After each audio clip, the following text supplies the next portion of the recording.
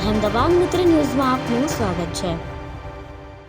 રાજકોટમાં પતિથી અલગ થયા બાદ એક પરિણીતા મુશ્કેલીમાં ફસાઈ હતી કે જેને કારણે અમરેલીના એક વ્યક્તિએ મેલી વિદ્યાના બહાને તેના પર દુષ્કર્મ આચર્યું હતું। ભુવા સિવાય અન્ય 6 શખ્સોએ પણ પરિણીતા પર દુષ્કર્મ આચર્યું હતું। આખરે પરિણીતાએ અમરેલીના મુકેશ બેસાણીયા અને તેની પત્ની રાધિકા ઉપરાંત વિસાવદરના સુનિલ રાવળદેવ, દિનેશ રેબડિયા અને એક અજાણ્યો ભુવો તથા રાજકોટની ભારતી પ્રકાશ ગોંડલિયા સામે અમરેલી તાલુકા પોલીસ સ્ટેશનમાં ફરિયાદ નોંધાવી હતી। આ મામલે અમરેલી ડીવાયએસપી જેપી ભંડારીએ જણાવ્યું હતું કે રાજકોટના ભોગ બનનાર બહેનને તેમના પતિ સાથે છૂટાછેડા થઈ ગયા અને તેમના 3 વર્ષનું બાળક તેમના પતિ સાથે રહેતું હતું। આ ઘટનાને લઈ તેમના ઘરમાં પણ ઝઘડાઓ થતા હતા। દરમિયાન ભારતીબેન નામની એક વ્યક્તિ આ પરિણીતા પાસે આવી હતી અને તેના ઘરમાં કોઈ વળગાડ છે તેને દૂર કરવો પડશે તેમ કહ્યું હતું કે મહેશભાઈ નામના મારા જમાઈ જે છે તે તાંત્રિક વિધિ જાણે છે અને તે અમરેલીમાં રહે છે, તે તમારો આ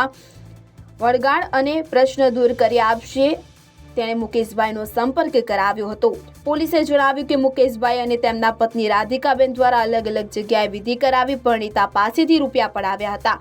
બાદમાં થોડા મહિનાઓ પછી મુકેશભાઈએ પીડિતાને વળગાડ દૂર કરવા માટે મોટા ભુવા પાસે જવાનું કહ્યું અને પીડિતાનો સંપર્ક સુનિલ અને દિનેશ રેબડિયા સાથે કરાવ્યો હતો। ત્યારબાદ વિસાવદર ખાતે રહેતા સુરેશ રાવળ નામના ભુવા સાથે વાતચીત શરૂ કરવામાં આવી અને વિસાવદર ખાતે રહેતા સુરેશ રાવળે વિધિના નામે પૈસા પડાવ્યા હતા। બાદમાં દિનેશ રેબડિયા નામનો એક વ્યક્તિ પણ આમાં સામેલ થઈ ગયો હતો। આમ કુલ 5 વ્યક્તિઓ કે જેમાં તાંત્રિક મુકેશ અને તેમની પત્ની રાધિકા, ભુવો સુનિલ તથા દિનેશ રેબડિયા અને ભારતી તેમજ એક અજાણ્યા વ્યક્તિ દ્વારા તમામ દ્વારા પરિણીતાને અંધશ્રદ્ધામાં ફસાવી રૂપિયા પડાવ્યા હતા અને દુષ્કર્મ આચર્યું હતું।